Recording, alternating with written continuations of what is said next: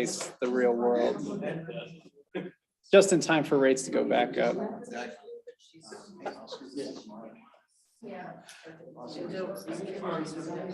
I'm getting YouTube going here. Hang on. Where in the world is Kim? It's my favorite game. So there is a weathercaster on 9 News that looks exactly like her. Yeah. I know who you're talking about. Yeah. I was like sitting there having breakfast one day and I was just like, oh, Kim's the what? weather person. Yeah. Now with the weather, it's Kim. My side job. Did you hear that comment, Kim, that there's a weathercaster? It's hilarious. I think I've heard that before. I don't. You have? Just different hair color. I need a side gig. Although, you know, that lady that does the makeup for the people on Channel 9 one time did makeup for me and I looked like a drag queen. It was pretty scary. So I don't think I could. Wow. That's all right. I don't know where to go with that one, but cool. I know. I couldn't handle the pressure. So I think I'll keep my regular job. Oh, I guess I should get my I gotta plaque. grab that. I'll grab yours. Grab what? Do you guys? Oh, yeah, please, thank you. I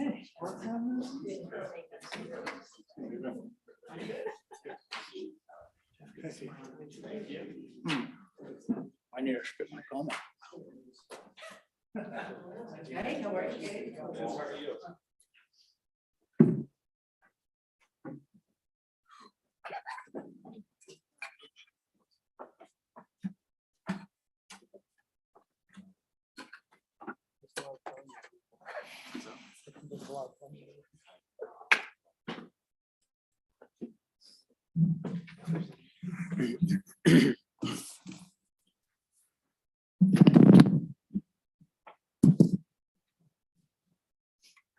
All right, are we waiting for anybody else, Janet?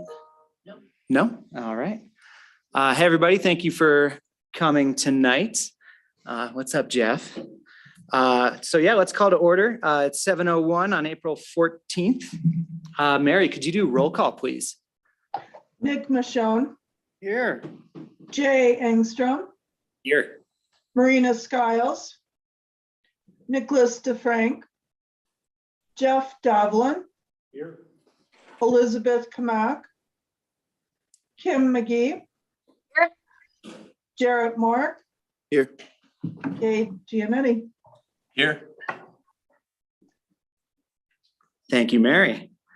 All right, the first item is the minutes from the meeting from February 24th, 2022. Do commissioners have any questions or comments regarding the minutes? No. Then I would entertain a motion. Motion to approve the minutes. I second that. All right, Jarrett made the motion and all in favor? Aye. Aye. Aye. Okay, next item on the agenda is public comment for persons not on the agenda. Keep in mind, this is an opportunity to discuss the items that are not on the agenda. If you were here to comment regarding the public hearing for 728 Euclid Avenue, you'll have time later on to talk. If anyone in the public has something to present to the commissioners, please step up to the podium or raise your hand in the public Zoom meeting, please.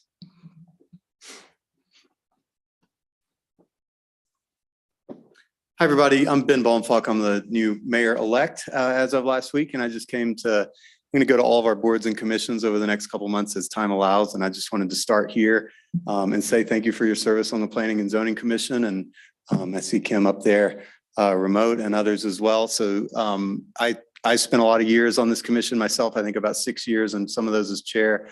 I know how hard this work is. I know that it's kind of behind the scenes and very detailed and can feel thankless sometimes, but I want you to know that your work is really appreciated.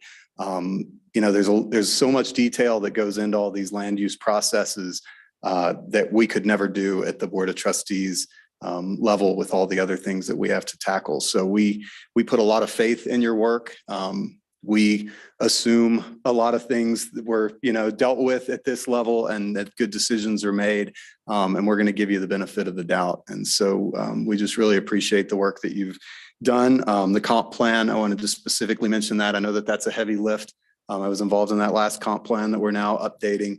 And I think, you know, as a example of the work that you've done, and Jen and I were just chatting about that last open house where you guys felt like we haven't gotten enough input. We need one more opportunity for people to give input. And you stood there and you know, manned those stations and listened to everybody. And I attended that and I was just really impressed with that. So I just wanted to say thank you, introduce myself to those of you who I haven't known in the past. My door's always open and my cell phone's on the email and everything on the website. So I'd be happy to talk to you anytime, as long as it's not about a land use issue. But really, I think that it's good that it's kind of a complicated relationship sometimes, because there are those things, right? Where if you're going to hear something and then we're going to hear it, we're obviously not going to talk about that. But if you ever have a feeling of like, what are the trustees thinking? I'd love to talk to you about that kind of stuff, kind of the big direction type of stuff. And I'll reach out to you, Jay, and maybe we'll set up some, more regular meetings to check in. So Great. that's all I've got. I'm going to sit and listen for a little while and then I'll excuse myself when I need to go home. But thanks for what you do. Thank you. Ben, can you state your address, please? I'm just kidding. You're fine. You're fine. Thank you, Ben, and congratulations on being our new mayor. That's exciting. All right, any other public comments? Doesn't look like it. All right, we can move on to the next item then. This is the main item on the agenda. We're going to be talking about the public hearing for 728 Euclid Avenue regarding a minor site plan review, special use permit, ADU. And John, this one's you, correct?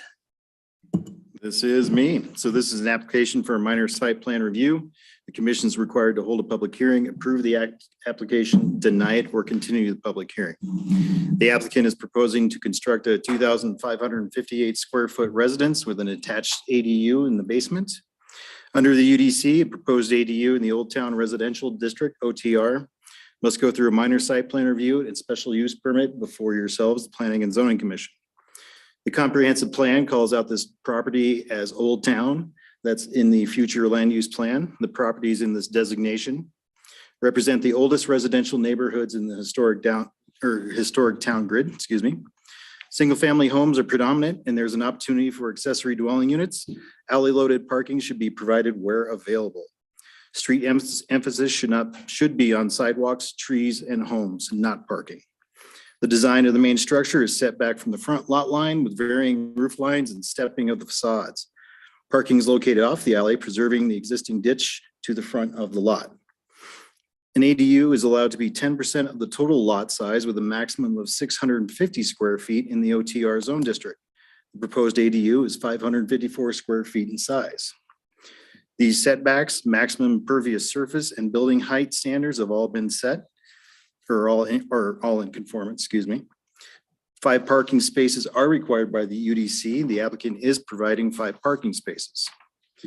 So to make this quick and simple, staff recommends that the following motion be approved. Move to approve a minor site plan and special use permit for the accessory dwelling unit to be located at 728 Euclid Avenue, Carbondale, Colorado, with the conditions and findings as indicated in the staff report. Great, thank you, John. Questions for staff? Question. Yeah. Was there a neighbor notification process? Yes. How'd that go? So the applicants actually reached out to the neighbors, 2 of whom are the 2 adjacent neighbors to this property, and standard public noticing procedures were followed with notification going out to neighbors within 300 square feet. Or buffer, 300 feet, sorry. Can you all make sure your mics are on? I don't hear everybody. Sorry about that. Any better? Yep. Okay. Any comments? Neighbor comments, or is that? Nope, we have not received any written comments. Eric and I did discuss it at the CHBC meeting. Okay. And then Mark has been in once to kind of talk about it, and he's showing off his new bike, but Where's that?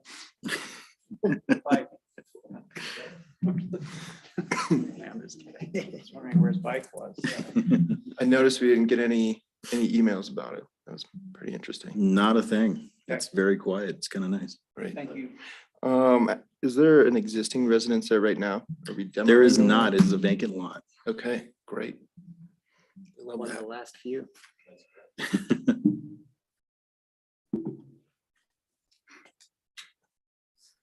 John, I did have a quick question just regarding our code with parking.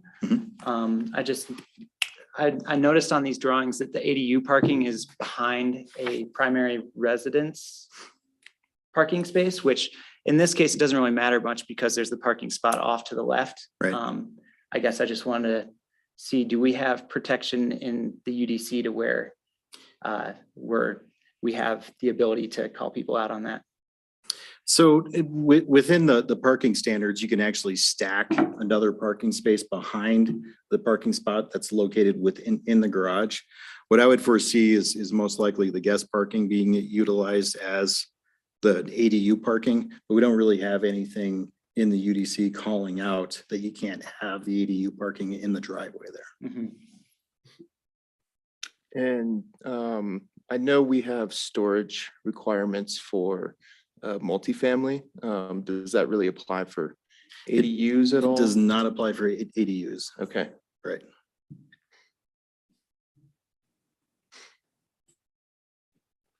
Was this a subdivision, John, from the neighboring lot? Has it been a standalone lot for a while? There was a small subdivision that took place. It was what, a 5-foot section? Yeah, where this lot absorbed Or was it 5 feet or so from the, okay, foot and a half? from the parcel to the east. It's blasphemous. Yeah, so it expanded a little bit.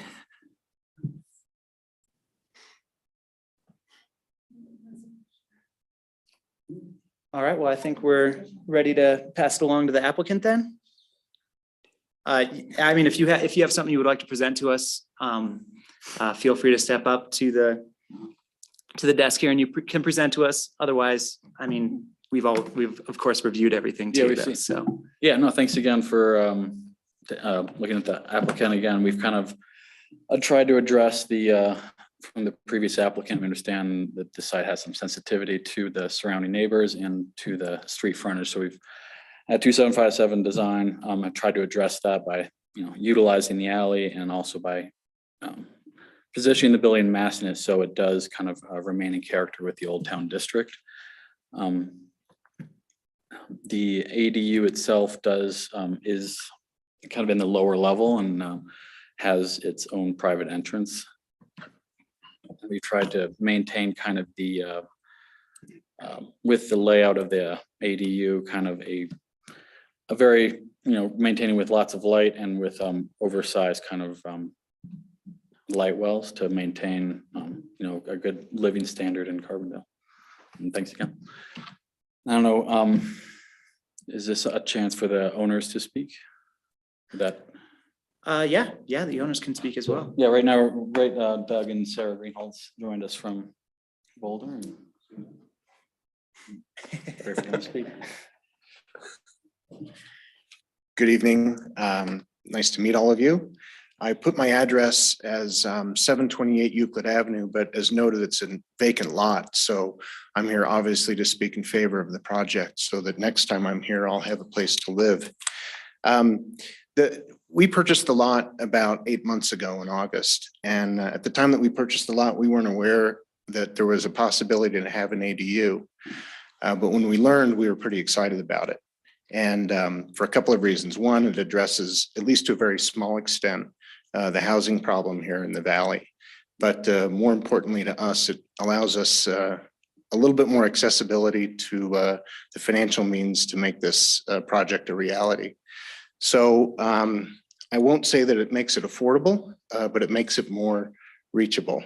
So we're pretty excited about it. And we're really happy about the way that the architects have dealt with the design by integrating it into the main structure.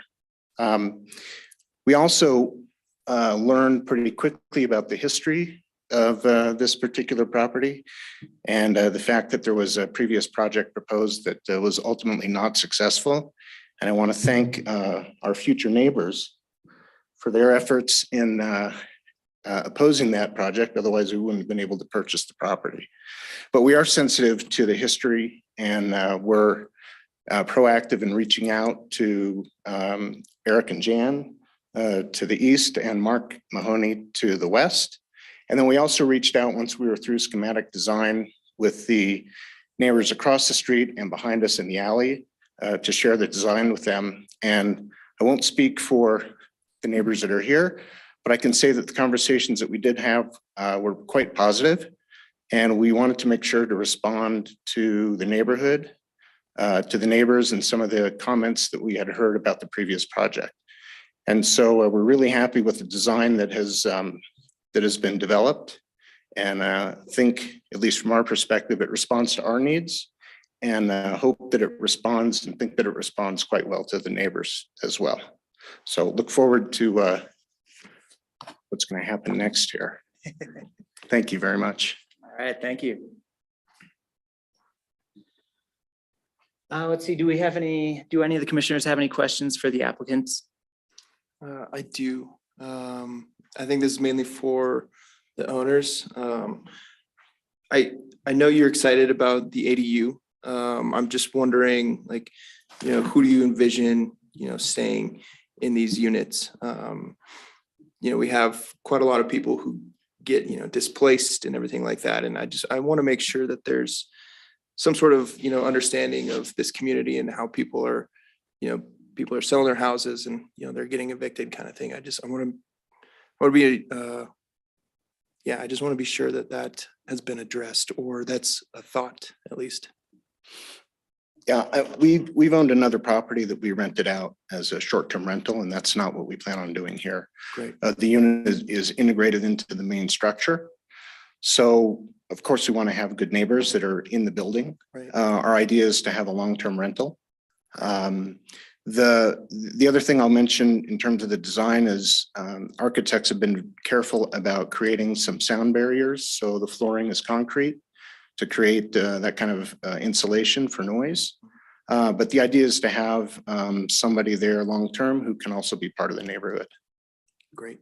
And then a follow-up to that, and I guess it's kind of compounding off my question to staff, was a lot of the people here are locals. I don't know how much time you've spent in Carbondale. I think there's about an average of 3 bikes per person here. I don't really have any authority to, make this demand, but I would just request that there's a consideration for storage for gear, for skis, all that stuff. I'm looking at the floor plans and I'm not seeing very many opportunities for that. So it might be an opportunity for you, you and your architects at 2757 to get a little creative for that. But that I think is a very essential thing for renters in this community. Yeah, we, for our own storage, we have storage in the basement.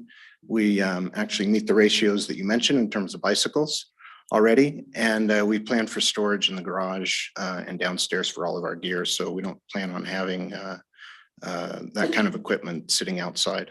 Okay. And so you're, maybe I just didn't look at it close enough, but you said there is ample storage for all their equipment downstairs.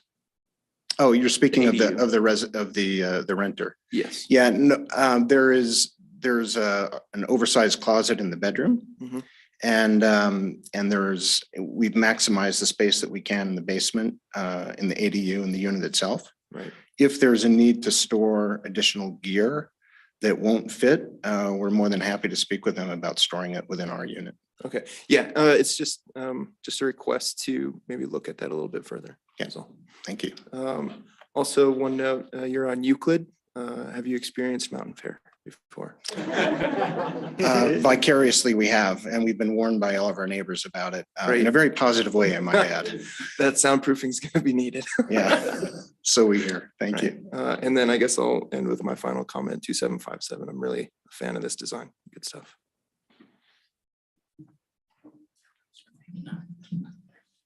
Thank you.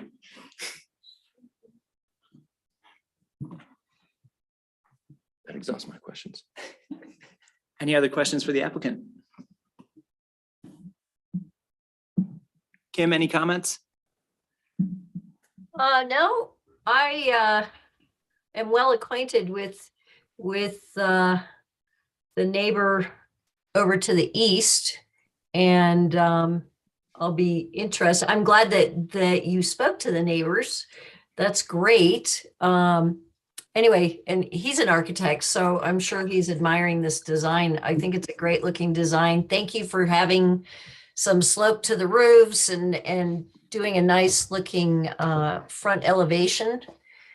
And I think it looks pretty good. And Kim, Eric is here tonight too. Okay. I can't wait to hear what he has to say. Thanks, Kim. I'm just trying to make sure I'm keeping you participating since you're bet. virtual, so not I'll calling you speak out or up. anything. Okay. Awesome. Well, I think that's all the questions we had for you. Thank you so much. I suppose we are ready to open this up to public comment. If anybody has something they'd like to present to the commissioners, please step up to the podium or raise your hand in the Zoom meeting. And please state your name and your address before you speak.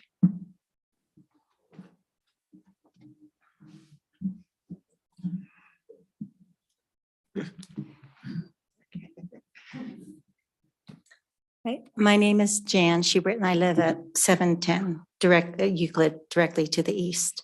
I'll be a close neighbor. And I just wanted to say how much I've appreciated Doug and Sarah's keeping us all in the loop and being very proactive about reaching out to us and really being sensitive to, in their design, to how it's going to impact our house and the views from the windows and from our ADU where my sister lives. The other thing that I wanted to say was that the first time I was here in front of this body, although it wasn't the same people, it was when I was going through the P&Z hearing for my house. And so many people came and stepped forward and, and gave their stamp of approval. And they were all strangers because I wasn't living here yet. It was like, and it just felt like such a warm welcome. And they were our neighbors who are now dear to me. So I just wanted to say that. And I approve of this. So thank you. Thank you.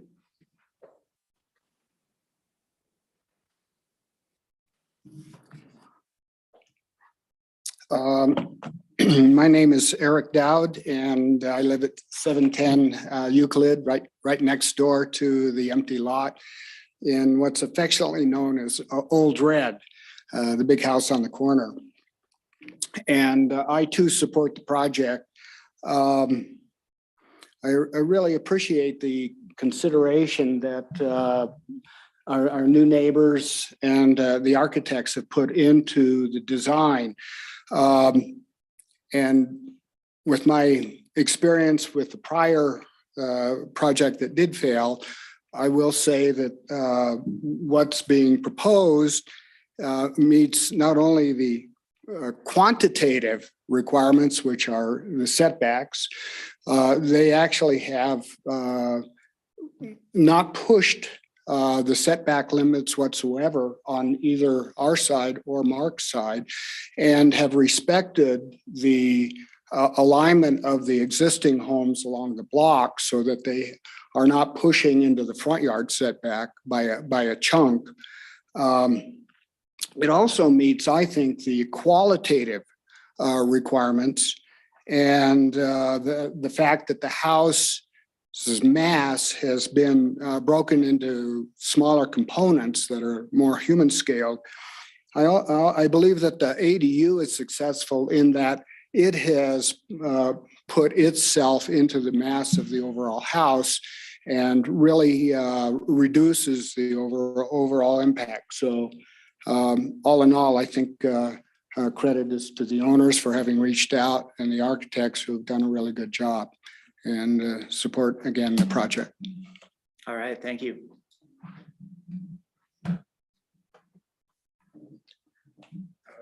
My name is Mark Mahoney. I live at 742 directly to the west of the property. And I agree with virtually everything that's been said tonight. And I'm here to support the project and hopefully you guys pass it tonight and let them move on to the building permit. And just want to, especially thank the architects for what I consider a great job. Listening to all the neighbors' concerns and coming up with a really clever, I don't mean that in a pejorative sense, but it's a very, very good scheme. And appreciate the neighbors also for what everyone has said, their transparency and reaching out to the neighbors and starting off on a great foot. So. Great, thank you.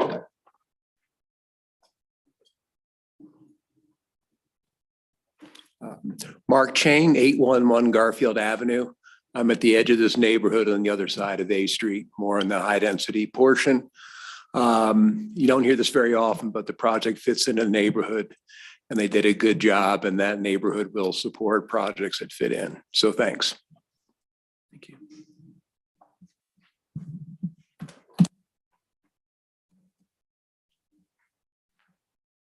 All right, all this positive reinforcement. Yeah, it's not used to Re- that. refreshing. Let's see, it doesn't look like we have anybody online that's attending. Okay, well then I would entertain a motion to close the public comment. So moved. Second. All in favor?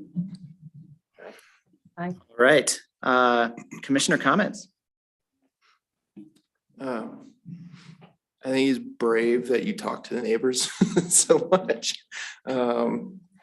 It's commendable. Yeah, it's nice, but it's very brave.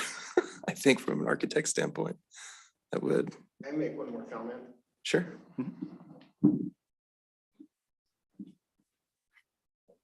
Frankly, we didn't have a choice. Yeah. When we showed up on the lot, after we had it under contract, we showed up with a builder and the broker, and within 5 minutes, Eric and Mark appeared and introduced themselves, and we already knew the history of the site, and they both introduced themselves as architects. So we knew we had no choice but to engage with them. But it's been a pleasure, and it's been I think, good communication, a good relationship so far, and they've been very supportive along the way. And we have listened to their comments and I think done our best to integrate in a positive way. So, and you see that in the result of the comments. Well, while you're up there, and Jay, I hope, sorry. Yeah, no, go for it. I don't know that I was on P and Z for the failed project. Can you expand on what you learned from the neighbors? That'll take all night. Janet's advising me otherwise. I trust Janet. Actually, I will respond in one way, which is that we were clear that we didn't want to seek any variances, that we wanted to live within the code, and felt that we could build what we wanted to build easily within the code. And the other lesson that was easy was that it was important to engage with the neighborhood. One of the things that we learned right away was that, and I think Mark has told me that you've lived there for 20 years, right? You guys have lived there for a long time and have a long history in the town. Folks across the street have been there 40 years. We met somebody else. So it's important for us that we're able, I guess, to integrate into the neighborhood and with the neighbors that have been there for so long and care for the neighborhood and the community. Thanks, that's really helpful. Yeah, 3 architects for the price of 1. You nailed it. You nailed it.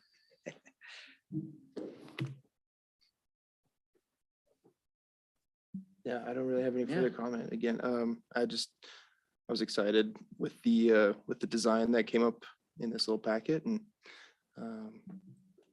yeah, very minimal questions. Yeah, no comment. No comment. Quiet. Kim, do you have anything? All right.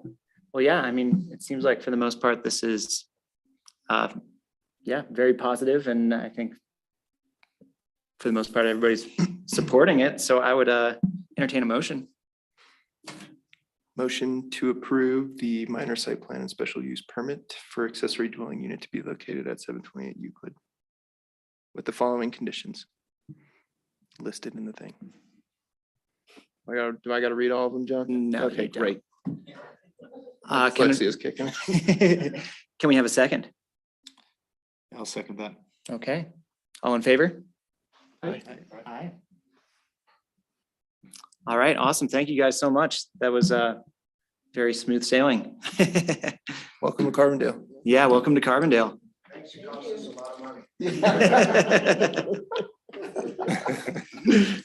You haven't even started building yet. Yeah. What are you talking Where do about? you see those per square foot Just wait. Okay, the next item on the agenda is the public hearing for the UDC text amendment. Janet, do you want to talk about this a little bit? Sure.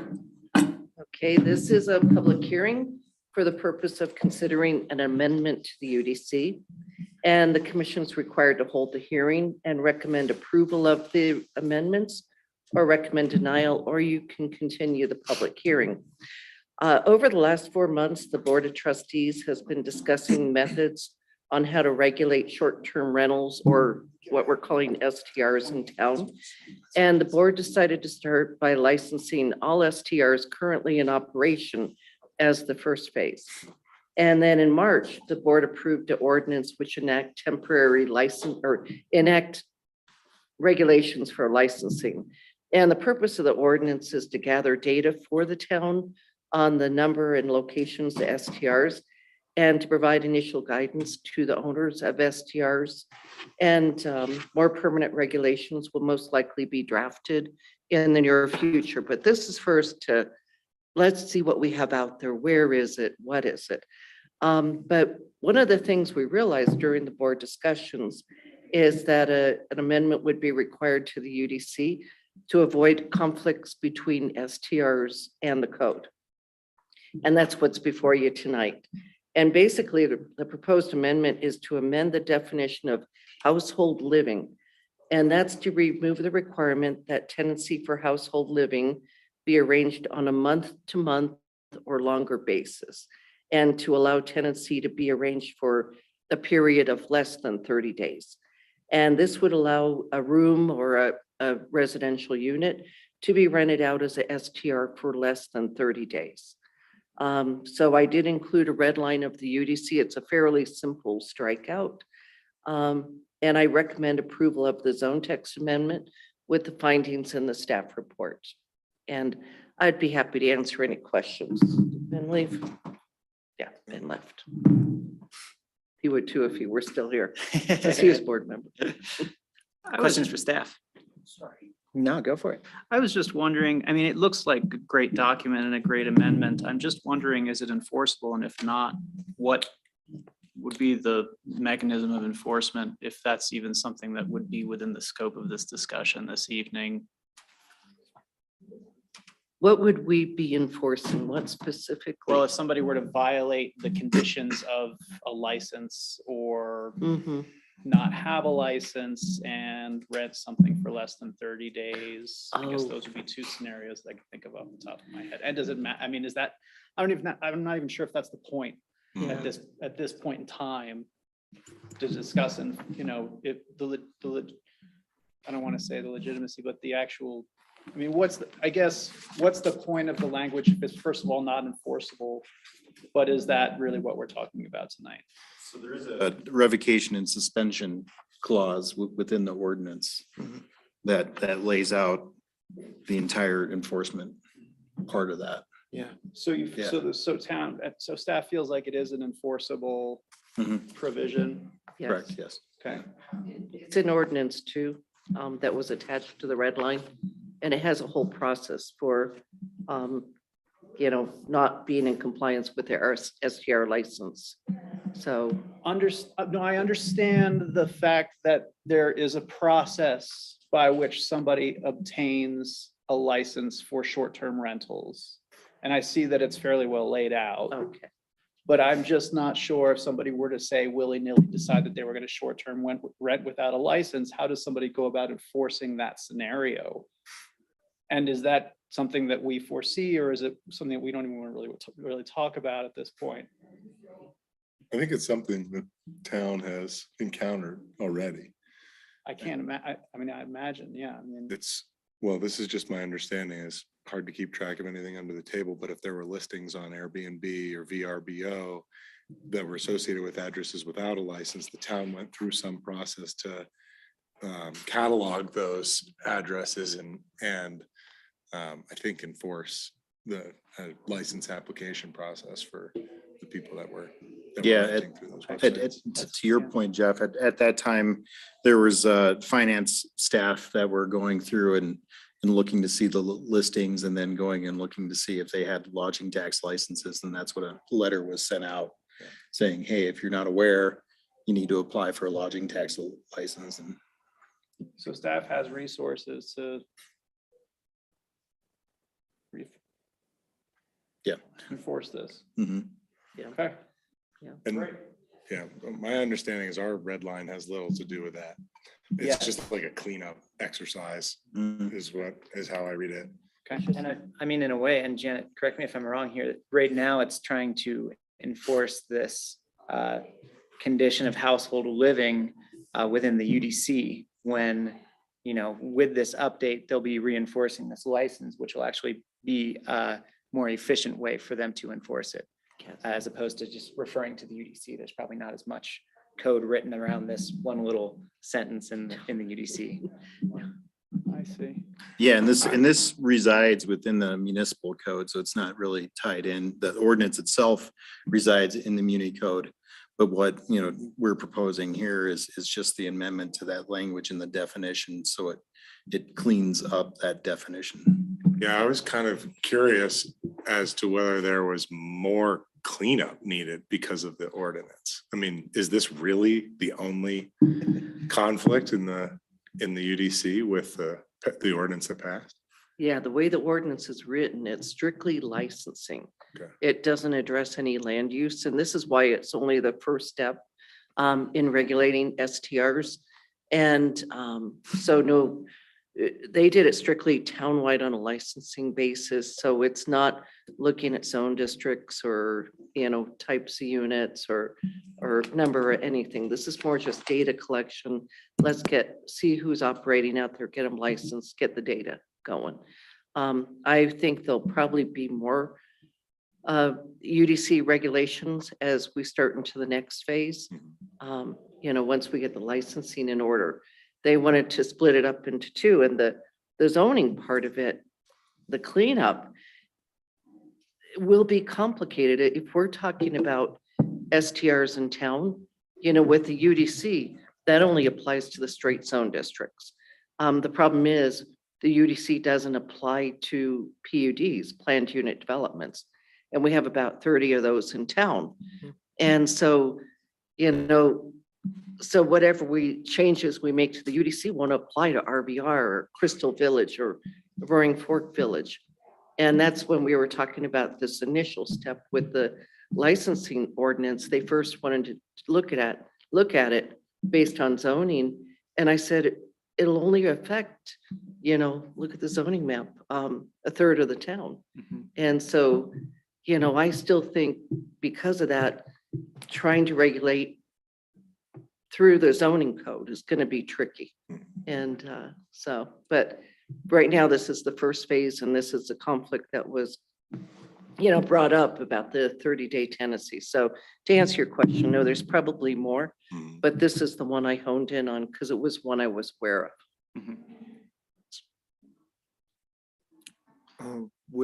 Sorry. I just have one more question. Yeah. And it's really a curiosity. Again, I don't know if this is the scope or the venue, but I'm just wondering if Town of Carbondale is considering any kind of, say, affordable housing mitigation fees or any other impact fees that will be associated with licensure as a revenue stream for Town of Carbondale for things that Town of Carbondale wants. I don't think there was, I think right now we were keeping the fees really low just to encourage people who are operating STRs to go ahead and apply. And I think that discussion about fees and mitigation for affordable housing, that'll be down the road, when they start in the next phase of operation. Just curious what town of Carbondale gets out of this. It seems like it's a good deal for people who are getting short-term rentals. Mhm. Maybe not such a great deal for town of Carbondale. And I think that's what the board will assess as they start determining how many STRs are actually out there. And also, I think it'll really help the board make decisions when they see the types of units being rented. Are they rooms to help people make their mortgages? Are they ADUs? Are they single families and homes in their entirety? And I think that'll help inform the board. And I think that'll be the next phase. This is just sticking their first toes in the water. Yeah, we're very, very much early in the research phase of this whole thing. Okay, yeah. I was gonna say, how do we really define short-term, rental? Like, is a month to month the basis? Should we go longer kind of thing? But if that's to come later, I think that's. I think there is a Defined. definition I think for 30 short days or term. less. Less than Less 30 than 30 days. days. Right, Yeah. that's what I'm saying. It's like, why did we decide on 30 days instead of, like 3 months or whatever? It takes you 90 days to, prove that you live somewhere, kind of thing like that. I don't know if there was a reason for a month-to-month basis or what the timeline was defined from. The way they define short-term rental is for periods of less than 30 days. So assuming someone's just going to rent it for a weekend. So if you have a 30-day lease, you're typically month to month. Short-term rentals aren't usually 30 days or longer. So the definition is, privately owned residence that's rented for the purposes of lodging for any period than less than 30 days. Am I making sense? Yeah, I understand that we have it defined. I just want to know, where did we get our basis for that term? Is that something that we created? Is that something that we see as a trend in the community in Colorado, United States? Like, I don't know where we get that term from, I guess. And, the board discussed it and they created that, and that could be subject to change. Okay. In the future. That's the beauty part about licensing. It's so much easier to change It's like a than the slide bar. UDC. You don't need the public hearings. You can and- literally toggle or slide that fee. And so it'll make us a lot more nimble. Right. It's great. No, and I mean, I think it seems like a good first step. I mean, really, I think the big thing here that I'm seeing in the, what the Board of Trustees is presenting, and I think it's great. I think it's a great direction to move in. But I mean, really, that you need to prove that you've had a short-term rental prior to March 8th. So that's pretty much preventing any short-term rentals from coming into our market beyond that time. So it's just kind of putting it on pause now while the town can kind of figure out a good solution for this. You figured Which- it out, like, very good. Yeah.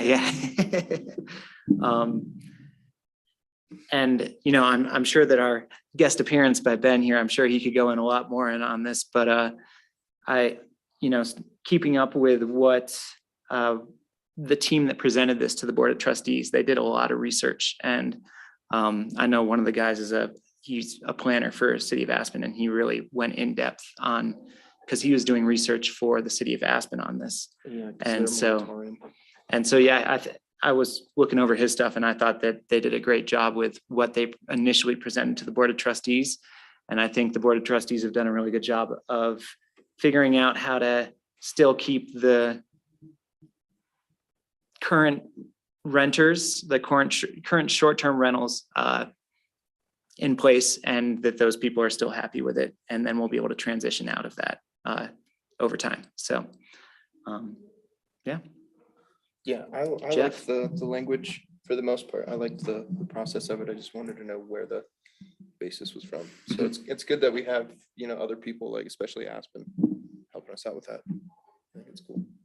I admittedly didn't read the minutes from the trustees meetings on this, but I was curious if you had any insight on the exclusion of the HCC zone district for the permanent residency piece. Yeah, there was concern, just Pedersen. There were some property owners in the HCC that were concerned because they had STRs. And they wanted to make sure that they could keep them. So the board made the conscious decision, tell me if I'm wrong, to leave the HCC alone at this point, because that's where lodging should be. And that's my recollection. I can add a comment if it's not inappropriate. Oh, okay. It's a legislative action. So this is okay. I think that the focus was more on that the HCC is, well, it's historic commercial core. So there's predominant commercial uses going on in there. I mean, we have the distillery with their rooms, the Way Home with their rooms. So they didn't really think that it was that big of a deal in there per se. But even still, the whole purpose of this ordinance is to gather data to try to glean whether or not it is an issue there, or if it's more of an issue in residential areas, just to see and get ahead of the issue, or even if there is an issue, so. Cool.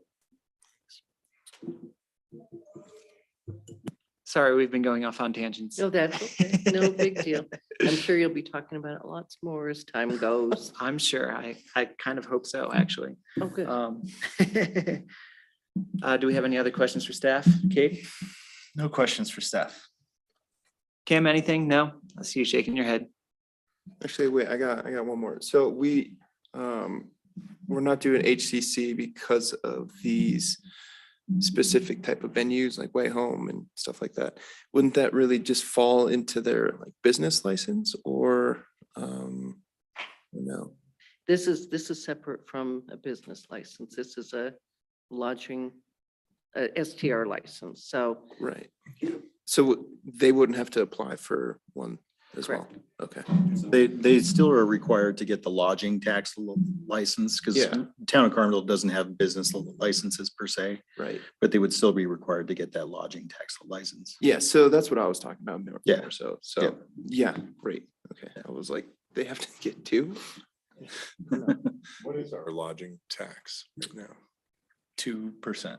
2%? It's the lowest out there almost. So based off of levers we can pull, I think that's a really good one to focus on in the future is our lodging tax. I wonder if Silt passed their increase. They did. They did. Yeah. So they went from 2 to 5 or something Yeah. like that, right? Yep. And that's Silt.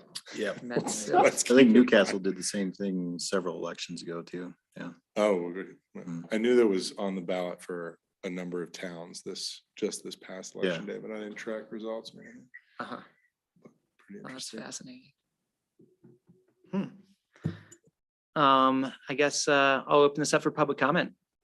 Does anybody in the public have anything that they would like to say? I don't think we have any attendees. Doesn't look like it. Mark, Ben, would you like to say anything? No, thanks. No comment? It's a complicated issue. I mean, I spoke out the first meeting and a couple people.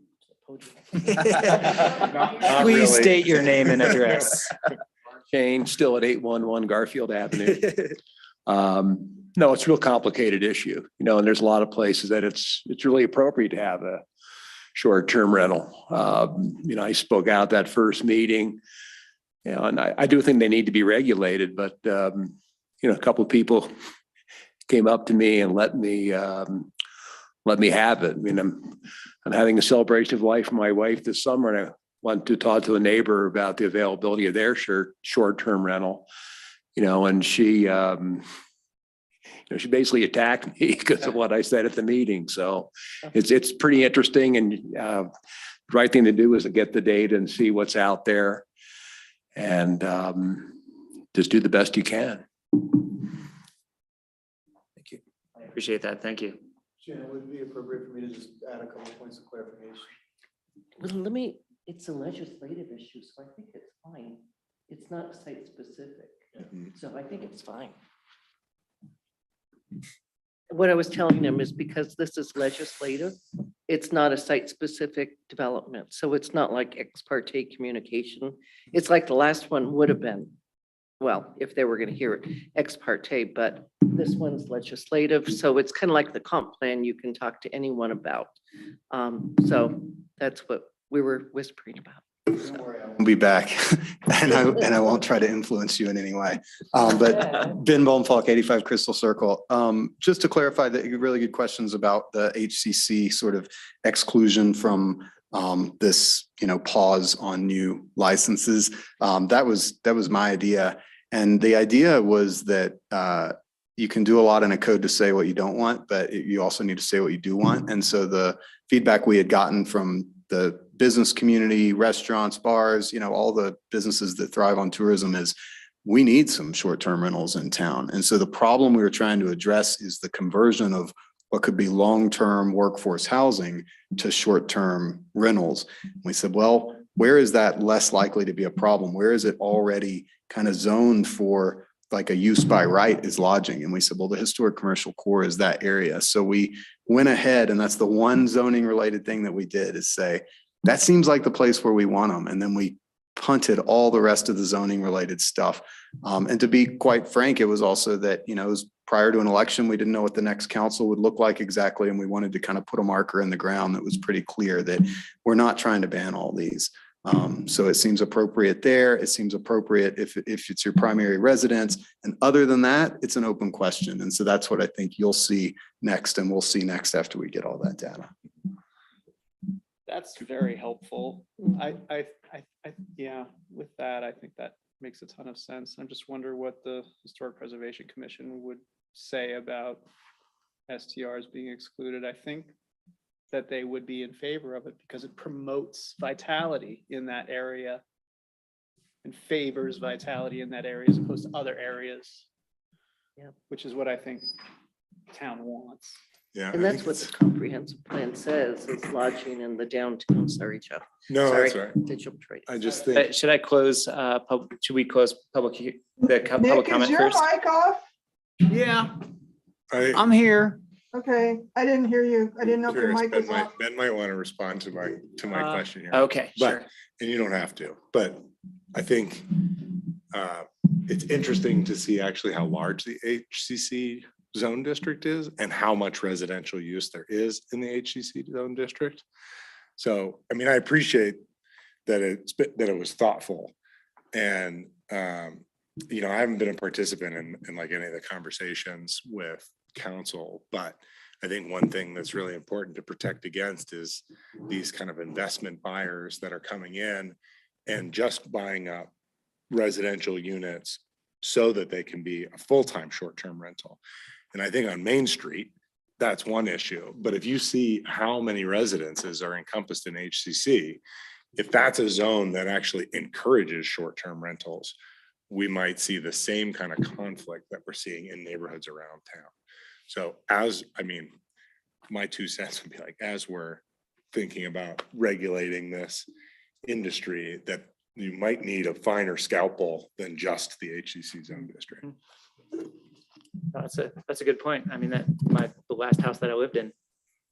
I mean, there's tons of apartments, and Yeah. I think it's a really complicated issue, as Mark was saying, and I think that some of the conversation around it has been misleading.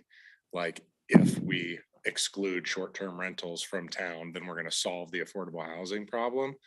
But one thing that I think the town should work hard to do is discourage those corporations, more or less, coming in, buying up residential properties and turning them into boutique hotels, more or less, without the same kind of amenities or And I license that we require. think if I can respond to that, I think one of the things the board talked about that, and I think that's why they said that in order to get a license, you have to be a natural person with an ownership interest.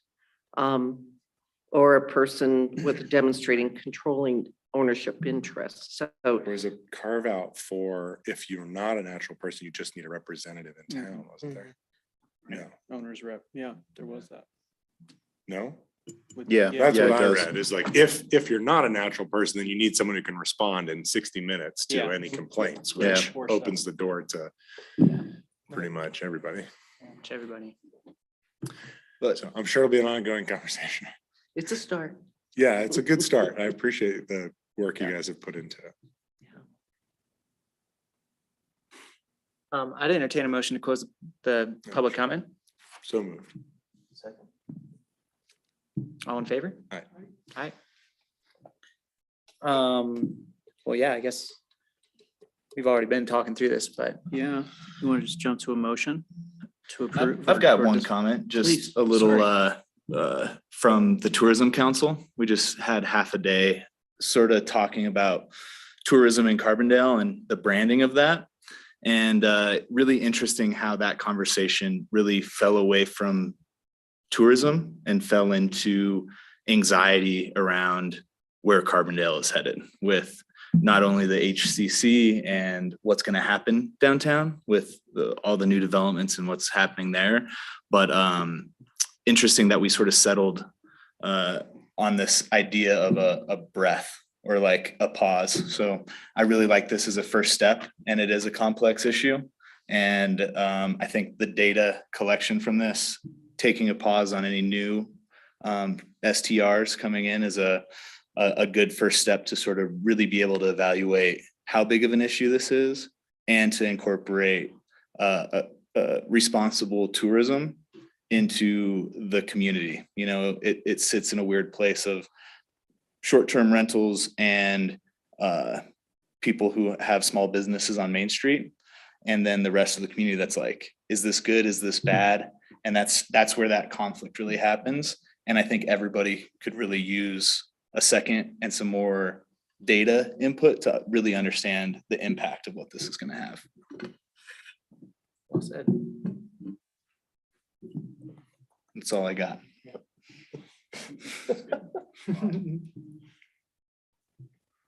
I'll make a motion to approve the zone text amendment Second. with the findings listed in our packet. all right. Jeff made the motion. Jarrett seconded. All in favor? Aye. Aye. Aye. I kind of agree with Jeff. I'm surprised that that's the only text that has to be altered right Yeah, now. there's a domino effect coming. For now, Yeah. it's the one that was a conflict. And yeah, sorry I wasn't more up to speed. I kind of threw that ordinance in as a last minute thing so you guys could see what the board was doing, but I'm glad you I'm gave us glad the I homework. did. Yeah. Yeah, and you bring up some really good questions and really good points and you know, those be included in the minutes and I'm sure you'll be included. In fact, if we're going on to the next thing, well, no, that's not coming up, sorry. But yeah, I'm sure you'll be included in future discussions and, you know, maybe the board might consider inviting you to a work session to talk about STRs and the UDC and zoning might be an interesting step. Yeah, Yeah, would like that a lot. I look forward to it. Okay. Staff updates. Okay, so I'll make this fairly quickly. So Mary was kind enough to type all the comments up from their final open house there that we had on March 30th. And we received a lot of comments. It was pretty amazing between all the Post-it notes and this and that. If you have any last random notes, get them to me. And, you know, all of the comments that were collected from January, February, March now are in a big spreadsheet, and that includes comments made at your planning commission meetings in January and February, to the emails submitted, to the comments submitted online, and comments submitted in the reading rooms. And I met with CT yesterday, and they've been combing through them to figure out low hanging fruit, what should be in the comp plan, you know, what's more detailed, that's really should be a code amendment, and trying to organize those. And so I helped them out. I had met with Carbondale Arts because I realized that was kind of a hole that we had in there. I met with Amy and, you know, helped them figure out where some of those comments should go for the creative district and the art walk. And so, you know, they still will have a few outstanding items that are kind of the big picture that they're going to need your read on. And so, you know, that's getting sorted through. So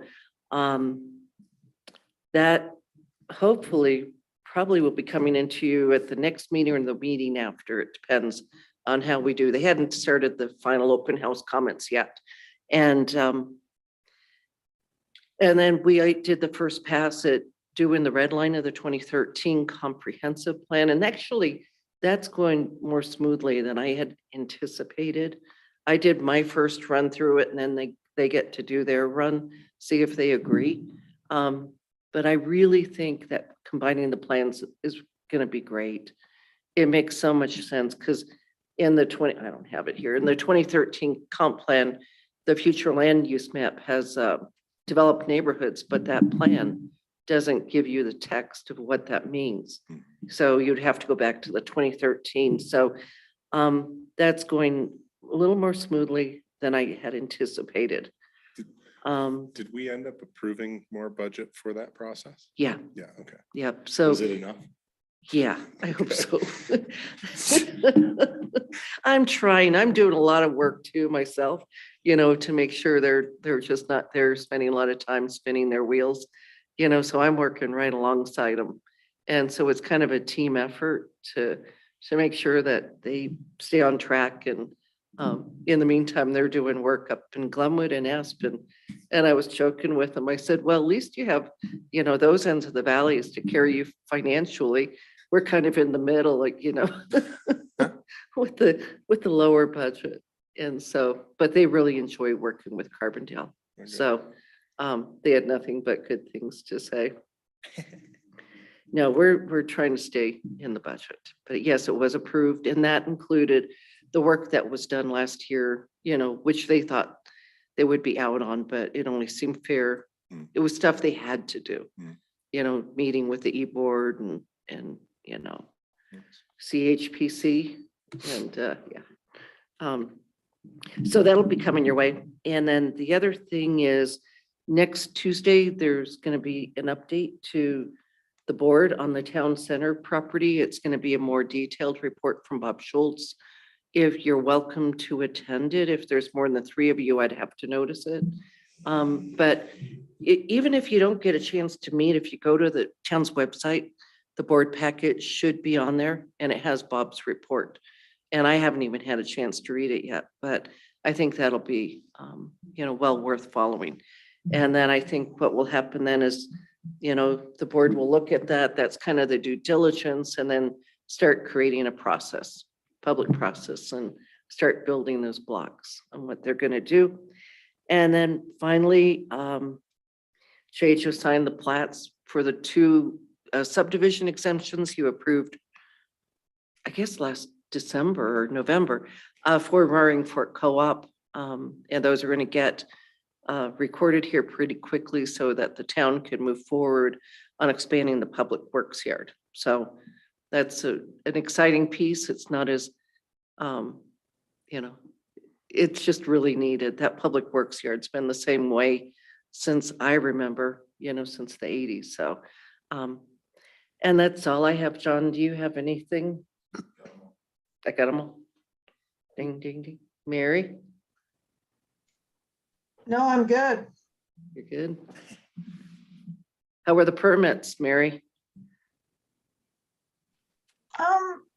There is a lot of them, but we're keeping them rolling. Okay. Just trying to dry you out a little bit. Interesting.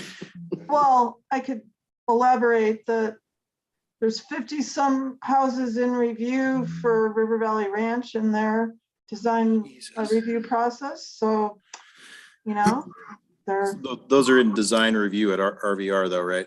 yeah, not with us, but yeah, with RVR. So what we have, at least that many more houses coming our way soon. I didn't know there are that many empty lots in RVR. Right, there's a lot, There's a turns lot out. left. Yeah. Just drive It's around. chugging along, but there's still a lot. it was only before the pandemic, it was probably 50% built out. I wonder what, That's true. Yeah, I have a lot of incompletes there. I wonder what raising interest rates are gonna do to your workload, Mary. I'm curious about that too. Yeah. From what I hear, it's not gonna really make a difference because everybody has so much cash. Everybody's in cash. Cash is Good for cash, people. I was told that Wonder what it's like. 70% people. of all purchases in the last 18 months were cash. 70%? 70%. Are you serious? That's not shady at all, man. What? How? There's a lot of people with a lot of money out A there. lot of it is God, mine is because that poor. people wanted to avoid appraisals. Where's all this money? How do I do this? Yeah, how, I'm doing like, how something did wrong, do I that? think. Me both. I did the college thing, man. I did it. Commissioner comments? No, I don't, actually, do we have like people who go around on job sites, for the town, like regularly or anything like that? Yeah, our building official, Yeah, John Plano, yeah, he does the building inspections. yeah. I would just highly recommend after a severely windy day to go around neighborhoods of near construction sites. My house had a whole bunch of rigid insulation, like in our yards and where we park our cars and stuff. Was it from Carbondale Center Place? Yeah. Or Stein, probably, because Stein's going up. Mhm. Lordy, But but just something to like, remind the contractors to do that, yeah, because it was Okay. everywhere. I'll leave that up to you, Mary. She works with the contractors. I'm just also bitter. I don't like I can go around town. That would be great to get out of the office. Mary is going on enforcement. that. Get them. I could probably collect enough to build a house. Just take cash only. Guys, I did want to say, thank you of us who attended the open house meeting. That I just thought that was really good, and I really appreciated the turnout. And I don't know, it was quality, and it just reminded me of what makes Carbondale so special, and it just felt really good. So I just want to thank you guys for partaking in that. So sorry, not you, Sorry I missed Nick, it. but Not you, Nick. Not me. No, I missed it too. Well, I thank you guys for doing that. It was really good outreach. It sounds like it was very successful, so. thank you. yeah, it was really good. I enjoyed it a lot. It's great. It was fun. And it was fun. Yeah. I actually had fun, so It went by real fast, that's for sure. it did. Yeah. And I've gotten really good feedback from most people and,